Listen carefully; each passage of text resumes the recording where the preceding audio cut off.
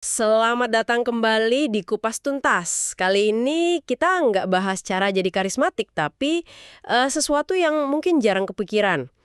Apa sih yang terjadi setelah kita punya karisma itu? Ternyata loh, punya karisma kuat itu ada tantangannya sendiri. Betul sekali. Kita akan fokus ke bab 13 buku The Charisma Myth karya Olivia Fox Cabane. Judulnya The Charismatic Life, Rising to the Challenge. Nah, bab ini khusus banget ngebahas konsekuensinya, ya baik buruknya lah, dari punya daya tarik kuat dan gimana cara ngatasinya. Oke, jadi misi kita hari ini ngebongkar sisi lain karisma yang jarang diomongin ini ya. Kita lihat tantangannya mulai dari rasa iri, terus tekanan harus sempurna, dan tentu aja gimana solusinya. Siap ya? Yuk kita kupas tuntas.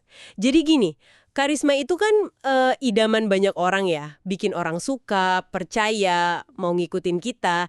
Tapi uniknya nih, si penulis buku ini, Olivia Fox Cabane, malah cerita kalau dia sering didatengin eksekutif yang udah karismatik. Bukan buat belajar jadi karismatik, tapi justru belajar gimana ya ngadepin konsekuensinya.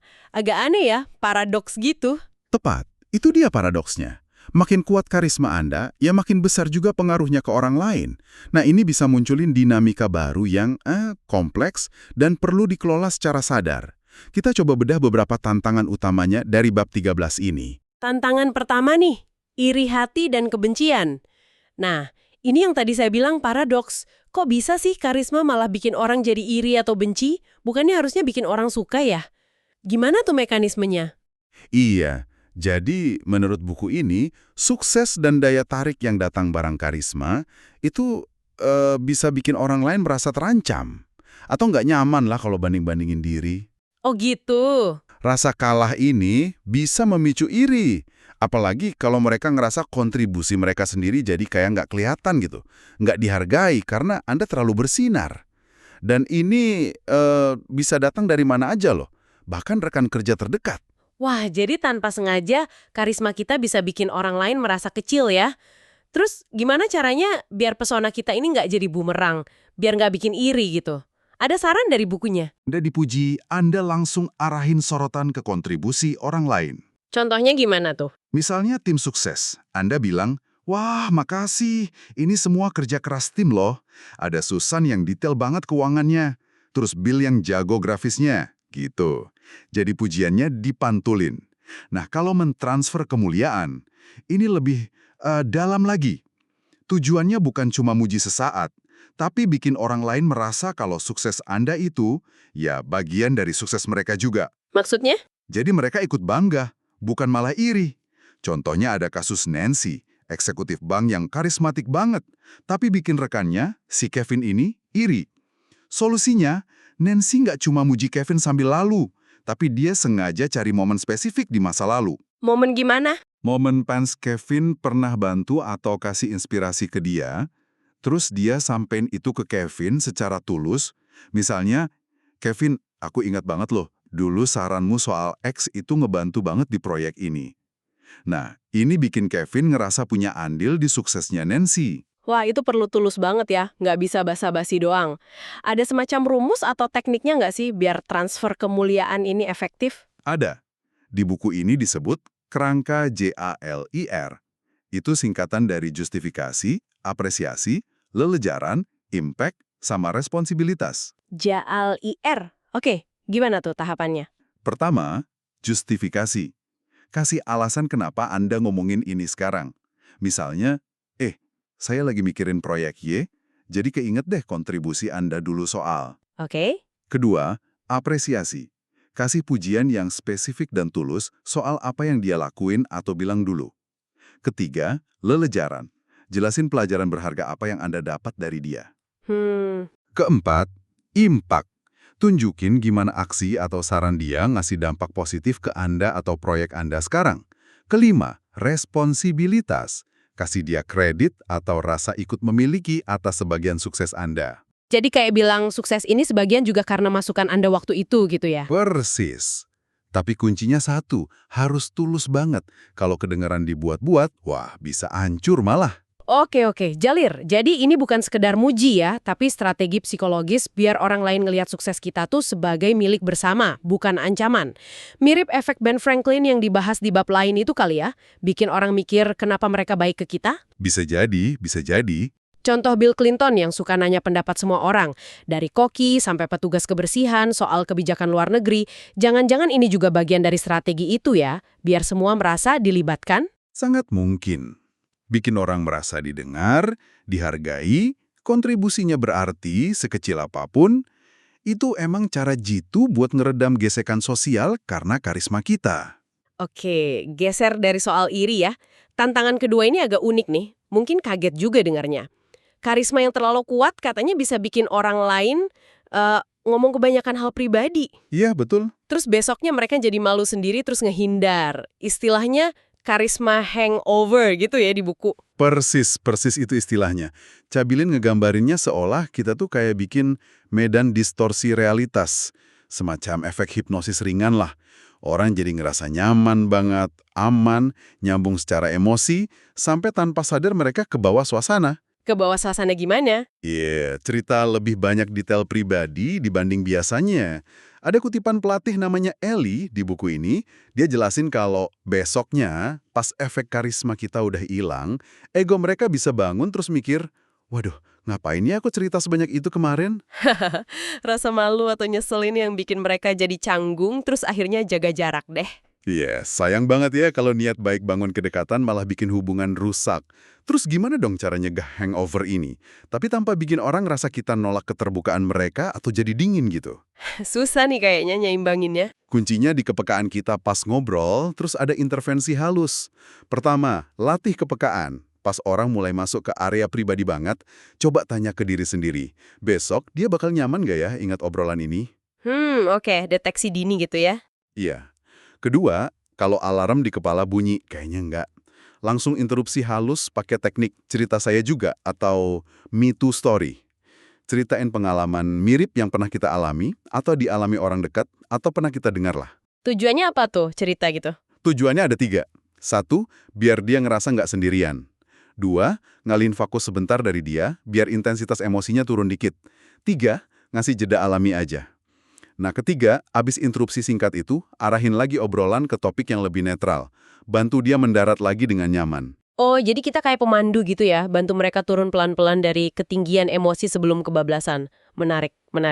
Nah, tantangan berikutnya nih, ini mungkin lebih kebayang ya, tekanan jadi pusat perhatian terus, dituntut standar lebih tinggi, pasti capek banget ya.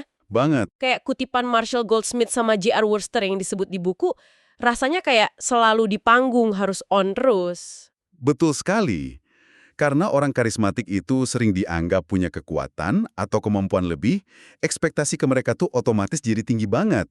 Hasil kerja yang bagus aja sering dianggap kurang, harus luar biasa. Nah, sebaliknya. Sebaliknya, kalau mereka bikin salah atau gagal, kritikannya bisa jauh lebih pedas dibanding ke orang biasa. Ada kutipan Profesor Rakesh Khurana dari Harvard, dia bilang, kita cenderung nyalip Mesias kita yang gagal.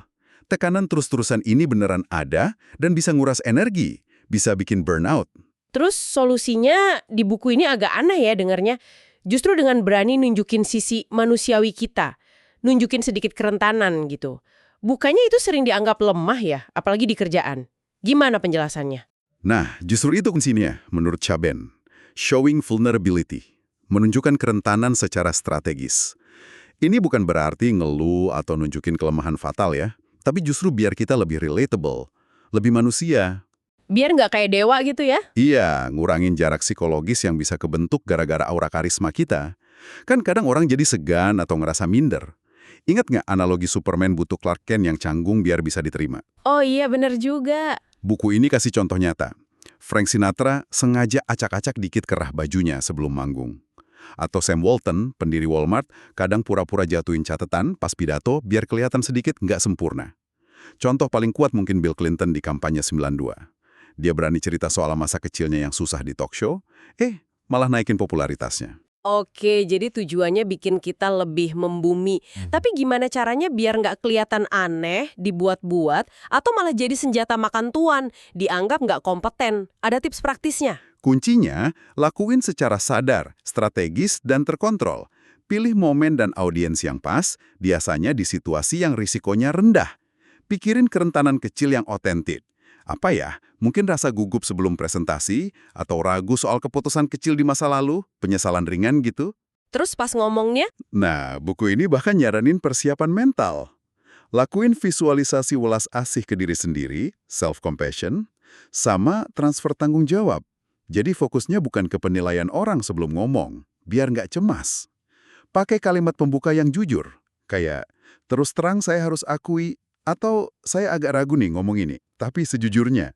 Abis cerita, lakuin lagi transfer tanggung jawab, biar ngerasa lega udah berani cerita.